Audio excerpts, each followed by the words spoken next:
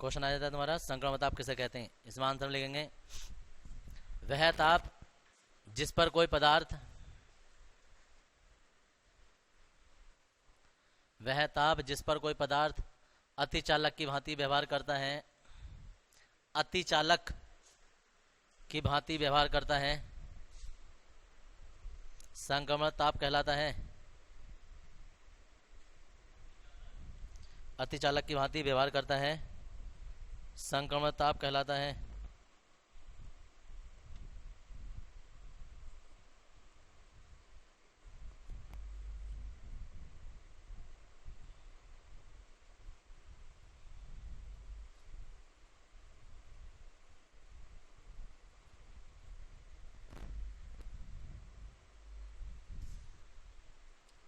जैसे मरकरी का संक्रमण ताप, जैसे मरकरी का संक्रमण ताप 4 केल्विन है,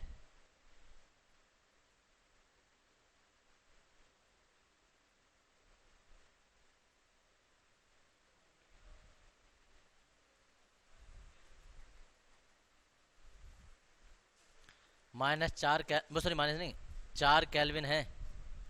हो गया ना, माइनस नहीं, 4 केल्विन है। इसके बाद अगला क्वेश्चन है तुम्हारा, पीजो विद्युत किसे कहते हैं। पीजो विद्युत, पीजो विद्युत किसे कहते हैं, देखो बोर्ड पे।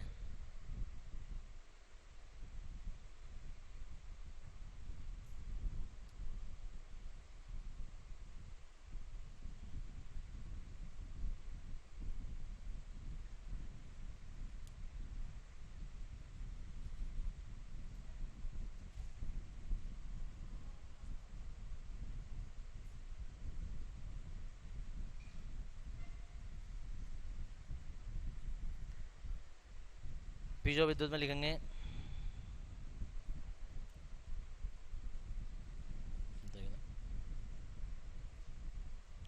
वे पदार्थ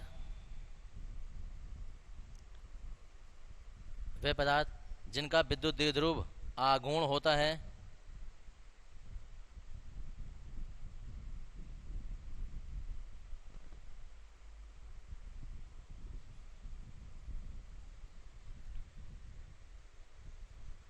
वे पदार्थ जिनका विद्युत द्विध्रुव आघूर्ण होता है, विद्युत द्विध्रुव आघूर्ण होता है, और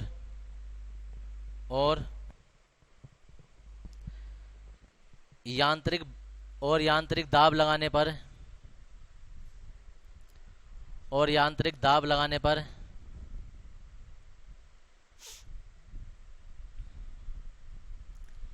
दाब लगाने पर यह विद्युत उत्पन्न करते हैं।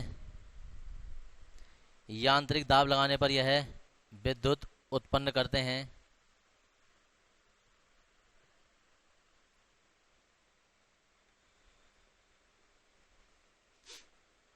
विद्युत उत्पन्न करते हैं, पीजो विद्युत कहलाते हैं।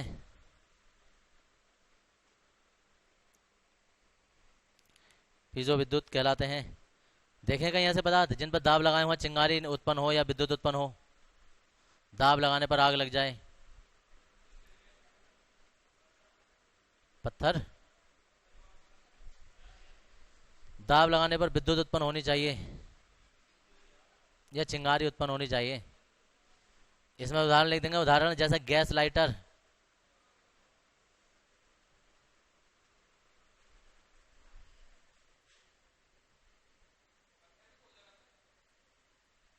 हाँ जी,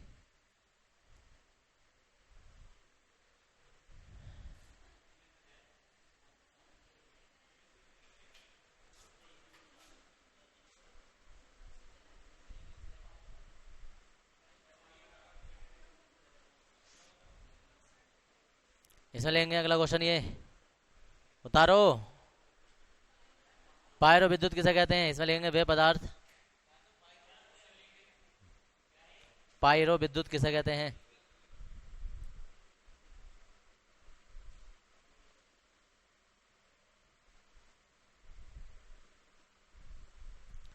पायरो विद्युत किसे कहते हैं।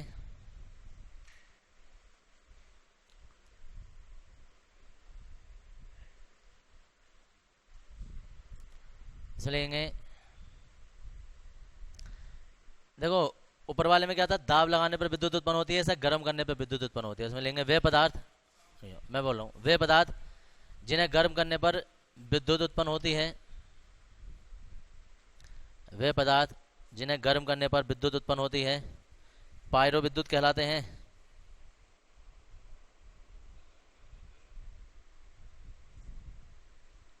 विद्युत उत्पन्न होती है पायरो विद्युत कहलाते हैं।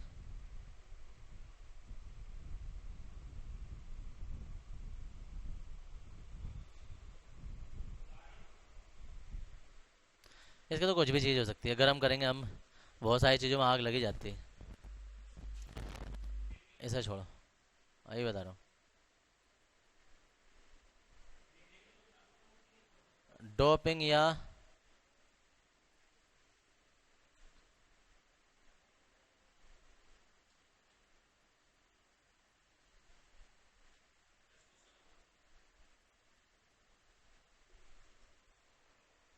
डोपिंग या अपमिश्रित किसे कहते हैं?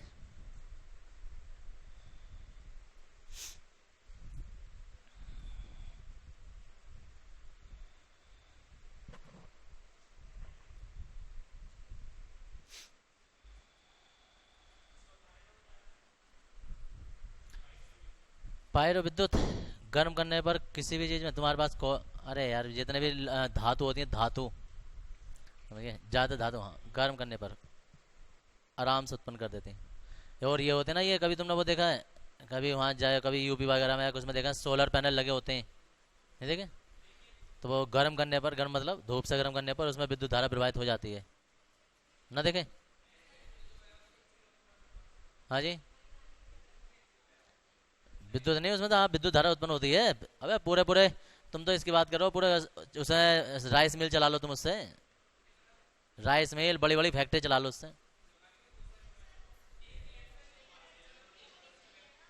तो जब वो कोई कंपनी बनाते हैं, आराम से आ जाएगा, जब कंपनी बनाते हैं तो नॉर्मली आमतौर पर सब लोग हमारे यहाँ टीन सेट या कोई सा सेट डालते हैं। वो लोग क्या करते हैं, टीन सेट के साथ वो भी चीज़ें लगा देते हैं, सारे पैनल लगा देते हैं, मतलब पूरी छत ही उसकी बना देते हैं वो। तो तुम करो उसमें जरूरत क्या बचे जब, तो भाई लाइट भी तो बहुत सारी ले रहे हो, जब बहुत सारी लाइट ले रहे हो तो बहुत सारी चीज़ों को गर्म करना पड़ेगा। हेडिंग अगला ये क्वेश्चन लिखो, डोपिंग किसे कहते हैं? डोपिंग, डोपिंग, डोपिंग या अपमिश्रित किसे कहते हैं? देखो ये इंपोर्टेंट क्वेश्चन है, कई बार आ गया, इस नाम से भी आ चुका है, इस नाम से भी आ चुका है। डोपिंग किसे कहते हैं?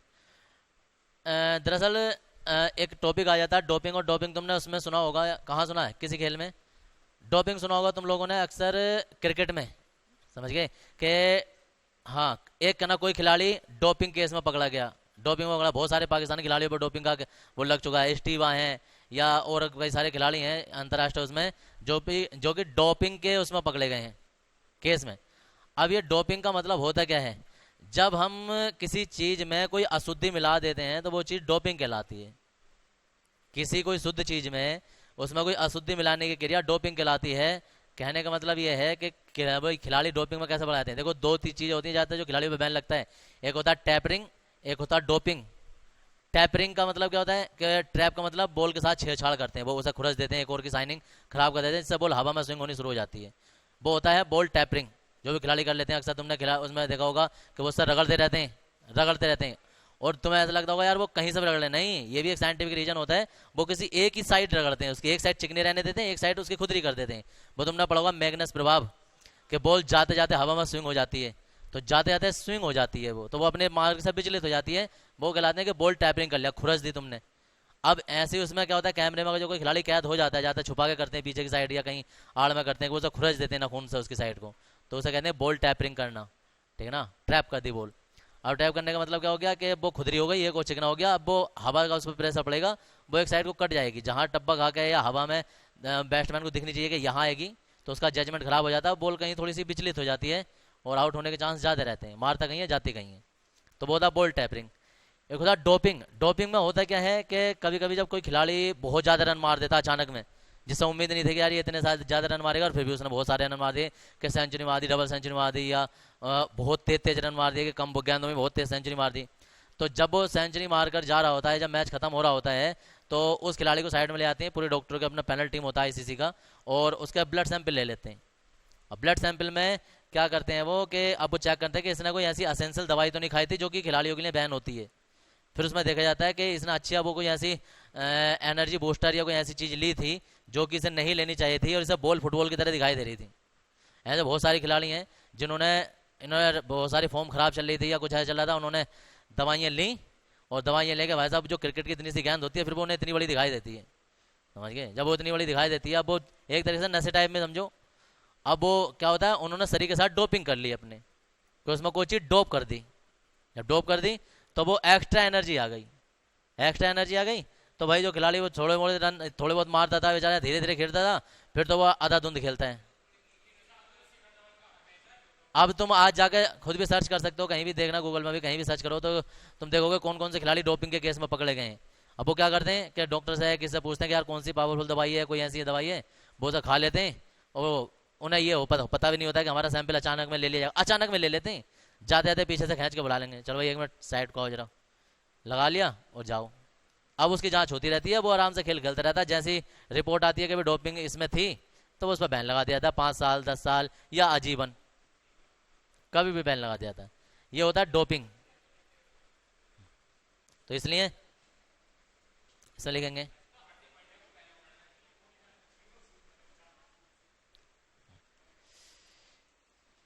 तो जी डोपिंग में लिखेंगे हम, जब किसी शुद्ध पदार्थ में, जब किसी शुद्ध पदार्थ में कोई अशुद्धि मिलाई जाती है, जब किसी शुद्ध पदार्थ में कोई अशुद्धि मिलाई जाती है, तो यह क्रिया डोपिंग कहलाती है।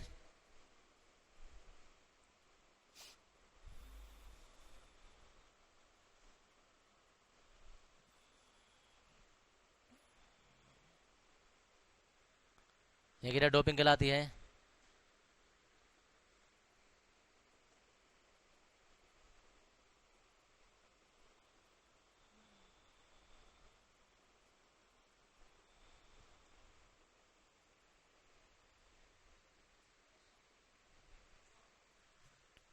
यह क्रिया डोपिंग कहलाती है। जैसे शुद्ध जर्मेनियम या सिलिकॉन में, जैसे शुद्ध जर्मेनियम या सिलिकॉन में, शुद्ध जर्मेनियम या सिलिकॉन में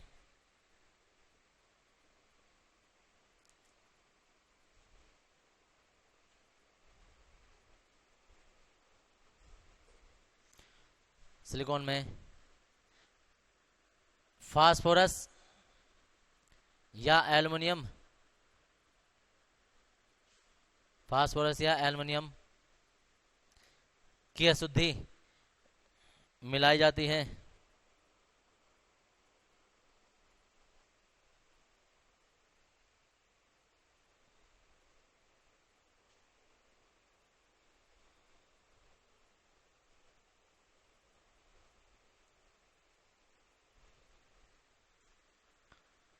नेक्स्ट क्वेश्चन लिखेंगे, नॉन स्टाइक्योमितीय यौगिक क्या, नॉन स्टाइक्योमितीय यौगिक किसे कहते हैं? नॉन स्टाइक्योमितीय यौगिक, परिभाषा नहीं लिखवाई थी, वैसे लिखवाया था, मुंह से बताया था वैसे।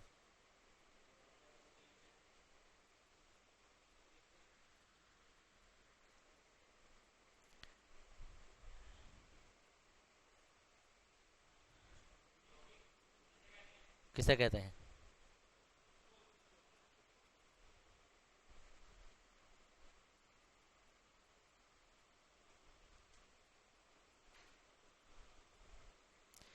इसे लेंगे,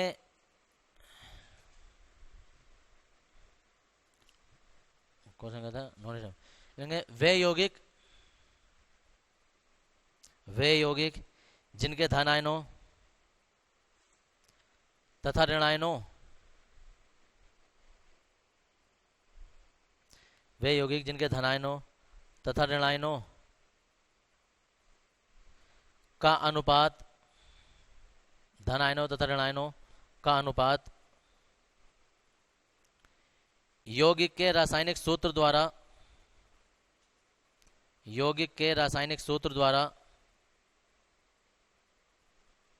द्वारा प्रदर्शित यौगिक के रासायनिक सूत्र द्वारा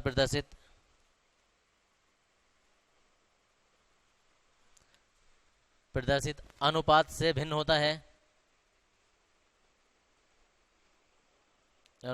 होता है। नॉन स्टाइकियोमेट्रिक यौगिक कहलाते हैं।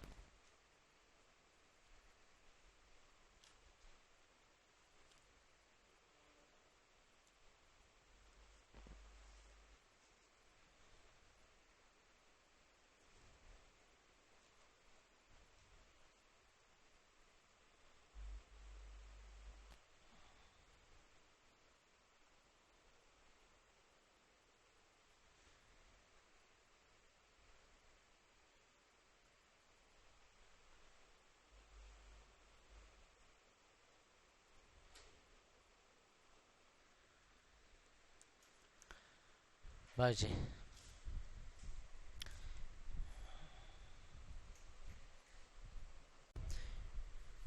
सवाल करना है वो वाला।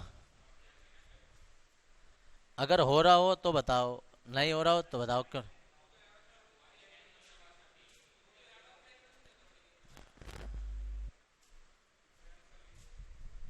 क्या था सवाल में, क्या क्या दिया था बताना जरा। अरे बता। हाँ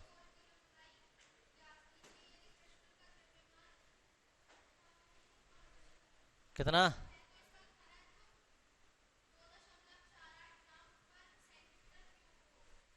द्रव्यमान कितना है? घनत्व 2.4। तो जी हमें रो बराबर फॉर्मूला पता होता है ZM/NA। A की क्यूब ऊपर, ये नीचे। अच्छा तुम्हारे घन क्यूब को निकालने में तुम्हारी हालत खराब हो गई होगी, टैं बोल गई होगी।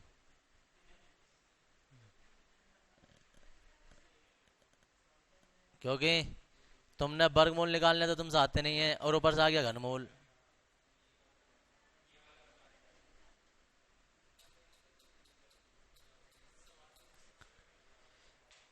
रो नीचे आ गया, ये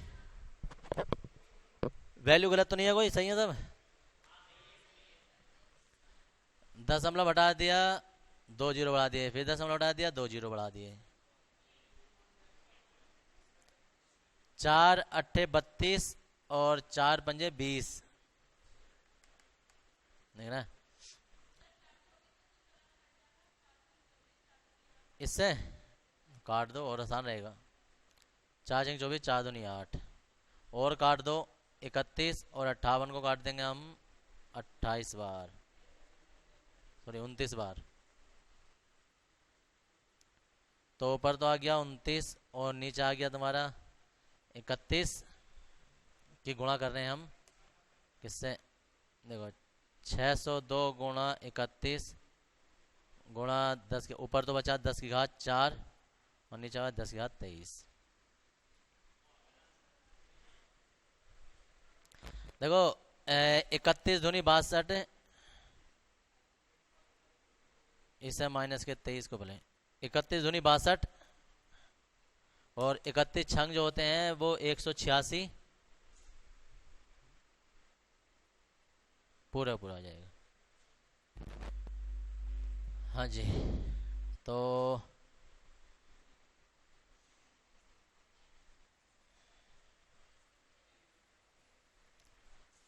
अब हमें डिवाइड करना है। देखो 29 को डिवाइड करना है 18,662 से।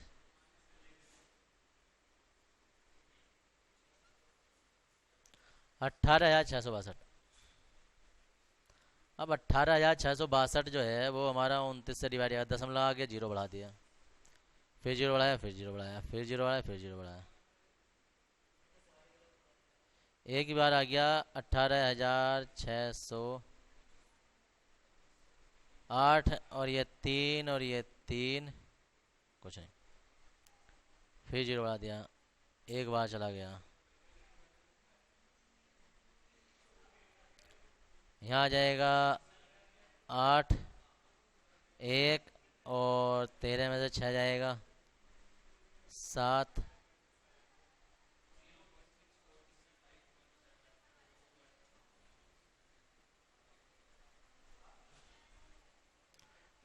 8, 6 में से ये 10,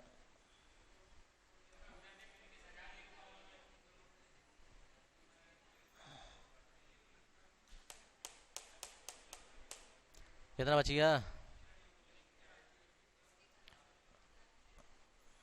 13 से 8 जाएगा, कितना हो जाएगा? 13 में से 8 जाएगा, 5 बचेगा।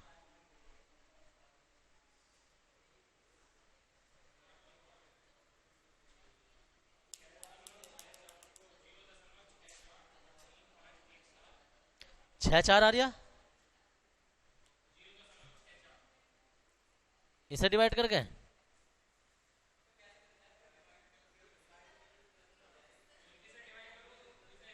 अबे 29 को इससे डिवाइड करना है।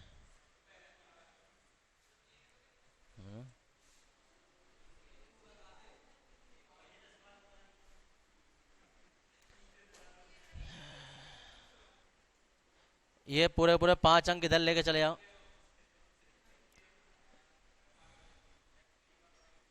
5 अंक इधर ले गए तो इसमें से 5 घात कम हो जाएगी, सॉरी 5 घात जो है वो तुम्हारी बढ़ जाएगी।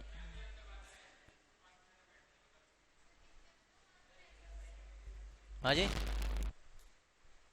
जितने लोग बैठे ना इसका घनमूल नहीं निकल सकते हैं जितने बैठे, जबकि कक्षा 8 की चीज है ये, और इंटर में आके बैठ गए, पता नहीं कहाँ से पढ़ के बैठ गए। घनमूल नहीं आ सकता, घनमूल निकालना, और ना ही तुमने कितना भी मैथ की बोझ निकाला हो, तुमने वर्गमूल तो निकाला होगा, तुमसे घनमूल निकालना नहीं आएगा किसी का भी। कोई निकाल के दिखा दे। बस ये है कि इतना तो करना आता होगा कि अगर जो 5 गुणा 5 3 बार है तो उसमें से एक 5 तो निकल जाएगा। अब ये तो 5 5 है, 125 है, अब 126 हो गया तो जीव निकल जाएगी, क्योंकि 125 का तो निकाल दोगे, लेकिन 126 का नहीं निकलेगा, न 124 का निकलेगा। ऐसे ये भी 132 का। हाँ जी, तो जी ये है हमारा। अब यहाँ कैलकुलेशन क्या आ रही है उसका मतलब नहीं है, मैं तुम्हें इसका घनमूल निकालने का तरीका बता रहा हूँ कि ये कोई संख्या है तो उसका घनमूल हम कैसे निकाल सकते हैं। देखो तुम्हें घनमूल ना पहले पता होने चाहिए संख्याओं के। कैसे? एक का घनमूल जो है ना वो एक ही होता है, दो का घनमूल जो है वो 8 होता है, तीन का घनमूल जो होता है वो 27 होता है, चार का घनमूल जो है वो 64 होता है, पाँच का घनमूल जो है वो 125 होता है। ठीक है भाई, पाँच का घनमूल जो है वो 125 होता है। अब हमें जो निकालना है वो निकालना है 101 का, सॉरी घनमूल तो अभी अंडर रूट करेंगे तब निकालेंगे, ये तो फिलहाल अभी घन है। तो अब 101 का हमें निकालना है, तो 101 जो है वो देखेंगे यहाँ से यहाँ तक कौन सी संख्या के बीच में आ रहा है, तो वो यहाँ कहीं फंसेगा जाके, 64 के और 125 के अंदर आएगा। जब 64 के और 125 के अंदर आएगा तो इसका मतलब इसका घनमूल जो होगा वो 4 और 5 के बीच में आएगा। समझ गए? अब इन दोनों में से देखो कि बीच का मान कौन सा है। बीच का मान समझ रहे हो? इन दोनों को जोड़ के आधा करके देखना है कि बीच का मान कौन सा बैठेगा। तो बीच का मान निकाल के देखते हैं अभी हम। 64 है, 125 है, कितना हो जाएगा? 9 8 1 100, जैसे 90 होता है तो 95 का हो जाता है ये, तो 95 थोड़ा कम रह गया, कितना हो गया? 94.5 का भाव है, यानी कि 94.5, 94.5 होगा ना तो वो 5.5 का घनमूल होगा, 4.5 का घनमूल होगा आधे का इन दोनों के। ये 4 है, ये 5 है, तो इसका बीच लेंगे, इसका बीच लेंगे तो इसका बीच हो जाएगा, इधर भी बीच हो जाएगा ना दोनों का। अब 94 से ये थोड़ा सा बढ़ता जा रहा है, बढ़ता जा रहे हैं। अब यहाँ सोचने वाली बात यह है, हाँ, होने वाली नहीं। अब सोचने वाली बात ये सिर्फ ना जो ज़्यादा लोग दिमाग लगा सकते हैं ना उनकी बात है, फालतू की आलतू फालतू बकवास करते रहो, बातें चीतें करते रहो, उनके बल्ले की बात नहीं है ये। तुम्हें सोचना ये है कि 94 से और 125 के बीच में कितने नंबर है ना, वो यहाँ से सिर्फ 5 नंबर में डिवाइड होंगे, यहाँ से 5 नंबर डिवाइड होंगे, मतलब 25 ये हैं और 5 ये हैं, यानी कि 30 हैं, 30 के आसपास नंबर है इधर। तो 30 के आसपास नंबर जो है वो इधर 5 खानों में डिवाइड करने हैं तुम्हें, यहाँ यहाँ यहाँ यहाँ। तो इसका मतलब एक खाना कितने नंबर का जा रहा है, एक खाना 6 नंबर का जा रहा है। इधर 30 नंबर का अंतर है ना, इधर 5 का अंतर है दशमलव में, क्योंकि दशमलव 4.6 4.7 4.8 होते होते 5 बन जाएगा। तो अगर सोचो अब हमारे पास क्या है 95.5 है, अगर 6 इसमें और जोड़ दो यानी कि ये लगभग 100 के आसपास कर दो, तो ये पता क्या हो जाएगा 4.6 बन जाएगा। ये इसमें 6 और जोड़ दें तो ये 4.7 का बन जाएगा। ये इसमें 6 और जोड़ दो लगभग 12 के आसपास कर दो तो ये 4.8 के आसपास बन जाएगा। 6 और जोड़ दो 18 के आसपास कर दो तो ये 6.9 के आसपास बन जाएगा। पूरा 25 कर दो तो इतना हो जाएगा। ठीक है जी। अब कोई कहे कि साहब मुझे तो 4.7 के भी इन दोनों के भी बीच का चाहिए, कैसे कि 6 और 12 के बीच का मुझे तो 110 का चाहिए, तो 110 का चाहिए तो पता है फिर यहाँ कितना हो जाएगा, यहाँ 4 फिर 7 नहीं होगा, फिर 6 5 हो जाएगा, इसका भी आधा हो जाएगा। ठीक है जी, इसका भी आधा हो जाएगा। अब हमारा जो आंसर है वो निकालना में 100 का मतलब 101 का, तो 101 का आंसर जो है ना वो तुम्हारा 4.6 के आसपास जाएगा। अब अगर जो 4.6 ये जा रहा है घनमूल में, यहाँ पहले तो है ए की क्यूब, अब ए की क्यूब जो है वो जब ए की क्यूब हम इसमें करके निकाल लेंगे तो 101 गुणा 10 की घात 24 है, तो 24 को हम कैसे लिख सकते हैं, 3 इसमें से अलग निकालना है हमें, यानी कि 8 की घात 3, 8 या 24 होते हैं ना। अब 101 जो वो 4.6 आ जाएगा और ये 3 घात से घनमूल काट देगी ये, तो यहाँ आ जाएगा -8, ए बराबर इतने सेंटीमीटर, या ये 8 को कैंसिल कर दो, ए बराबर 4.6 पिकोमीटर, पिकोमीटर नहीं ऐसा है 2 अंक और बढ़ा दो 10 घात -10, तो 460 पिकोमीटर हो जाएगा। ये होता है तुम्हारा किसी भी संख्या का घन निकालना। घन निकालने का मतलब होता है कि तुम्हें सही हिसाब लगाना होता है कि वो संख्या किन संख्याओं के बीच में जा रही है। अब अंदाजा है, अब कोई सोचे कि यार आंसर 4.5 आ जाए, ऐसा करके हमने 4.5 लिख दिया, तो हो सकता है उसके आगे 8 हो, इसका करेक्ट आंसर 4.6 ना होकर 4.58 भी हो सकता है। क्यों? क्योंकि फिर 7 तक अंक लगाएंगे तो भी 4.6 के पास अप्रोक्सीमेट आंसर आ जाएगा। यानी कि दशमलव के 1 अंक बाद के अगर जो 1-2 नंबर इधर उधर हो जाता है ना, तो वो आंसर सही माना जाता है, वो गलत नहीं होता है। तब जब हम बहुत सारे मान क्यूब में या दशमलव की घातों में निकाल ले हों तो उसमें कोई खास बड़ा अंतर आता नहीं, ये इसका मान होता है।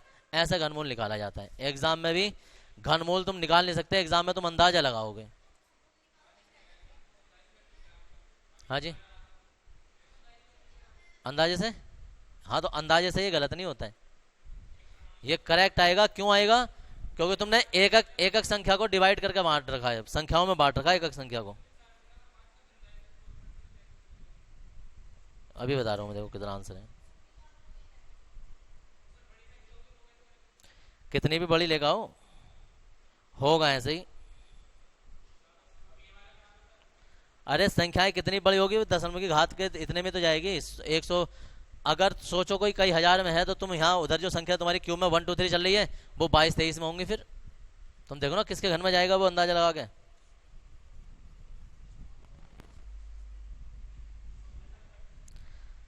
और यूट्यूब पे तो वैसे भी कई हजार मेथड होते हैं इसके निकालने के, घनमूल निकालने के, वहाँ से आराम से देख लो। बहुत सारी शॉर्ट ट्रिक बता रखी होती हैं। आप कोई कहीं यहाँ बताओ शॉर्ट ट्रिक, आप शॉर्ट ट्रिक जो होती है वो कंपटीशन के बैचों में चलती हैं, जब वो कंपटीशन के बैच चल रहे होते हैं। अभी रुको मैं इसका आंसर एक बार मैच कर लूँ।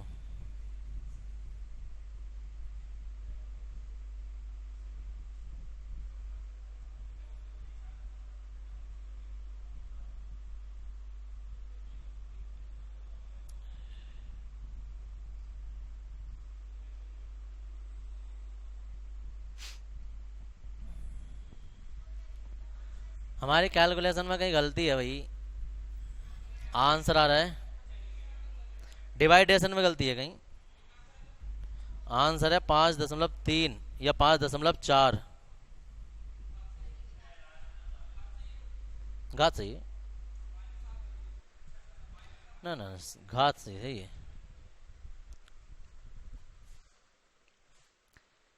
सीधा सीधा करियो, इसके आपस में गुणा करके इससे डिवाइड करके देखना, या समझ रहा, ऊपर ऊपर वाले में, नीचे डिवाइड मत करो, यहां से देख लो। 130 के आसपास आना चाहिए, 130 135 के आसपास यहाँ। देखो पर जो मान लगाए हमने जेड का, अरे एफसीसी में बीसीसी में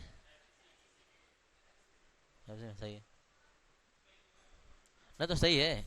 मैं देखता हूँ जरा।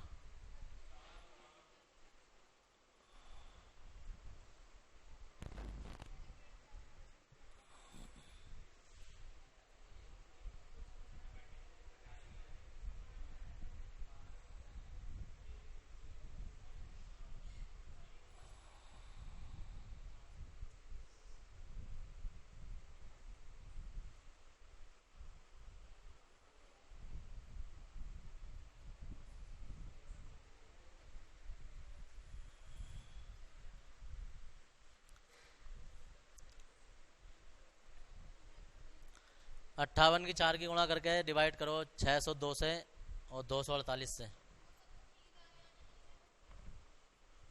जब ऊपर से कैलकुलेशन गलत होगी तो नीचे का भी होगा।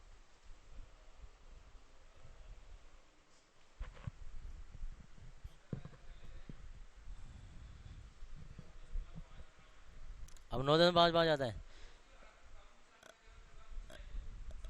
मैंने यहाँ सवाल लिखा होगा कैलकुलेटर से करने के लिए, जैसे कोई कैलकुलेशन दी होगी, तो इसका आंसर कभी कैलकुलेटर से भी सही नहीं आया। और ये पहली बार नहीं हुआ है इसका। और ऐसा नहीं है कि थोड़ा बहुत मिलता जुलता आगा, वही वाला हिसाब है कि दशमलव का हमारा यहाँ अंतर चल जाएगा थोड़ा सा। देखो हमारा अंतर चल रहा है 4 दशमलव कितना, वो 4 है, पारा 5 आना चाहिए, तो इसका वहाँ 900 जा रहा है। मतलब ये दूर दूर तक रेंज में भी नहीं है उसके आंसर की। ये वही है कि दो लोग आपस में डिस्कस कर रहे होते ना दशमलव के मान पे, तो इसका आराम से अलग से 1600 1500 चल गया होगा इसका कोने में बैठ के। भाई कैलकुलेटर से आंसर नहीं आ रहा यार, नहीं है। तो इसका मतलब है इधर इसका हिसाब पता क्या है ना, चलो मारो ना, हाँ मारो मारो ना, किसे मारना ना पता ना, बस मारो। मैंने इससे कह दी कैलकुलेशन करो ना, हाँ करो। और तुम्हें यही ना पता किसकी कैलकुलेशन करनी है, अब आके पूछ रहे हो तुम्हें किसी करनी है। और किसी पर छोटा वाला मोबाइल ना झुंझुना जो है होता अपना। अरे यार इसमें वीडियो चल रही होती है ना, मुझे वो बंद करनी होती है फिर। इस बंदे को अभी भी ये नहीं पता चल रहा, बताओ यार हालात ये।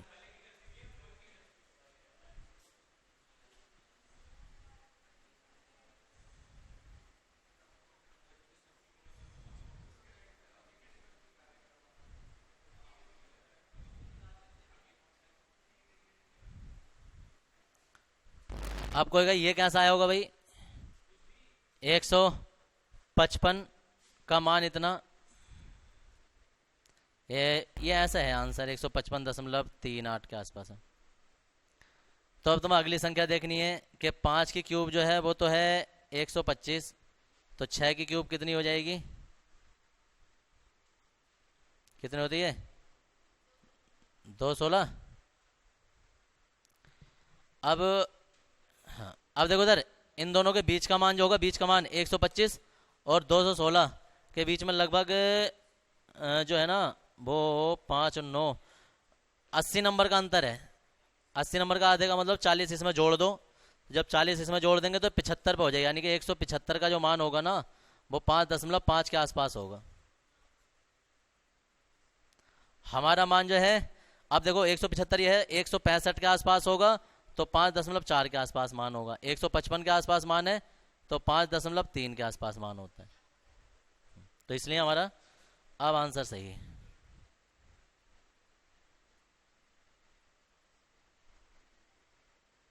दस सेंटीमीटर या 538 पिकोमीटर, यह आंसर सही। आप करके देखिए जरा कैलकुलेटर से, अब भी ना हो रहा।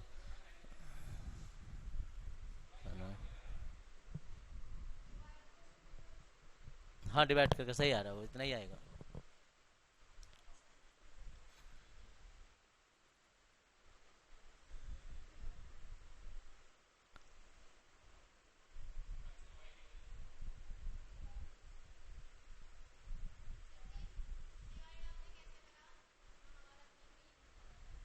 डिवाइड कैसे किया? डिजिट से नहीं क्या होता है।